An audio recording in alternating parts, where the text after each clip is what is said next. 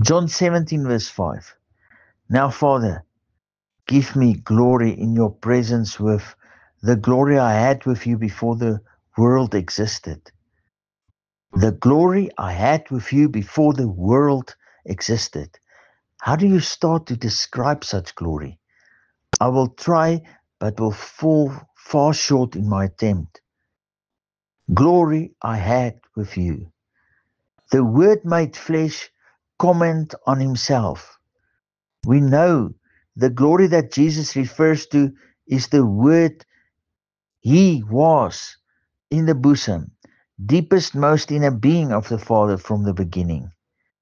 Jesus, the Word made flesh, long with a deep longing in himself to the unlimitlessness he is with the Father, the precise perfection, lacking nothing, but even more, the sovereign love, mercy, forgiveness, and holiness, undescribable, inseparable, and unmeasurable unity between Father and Son.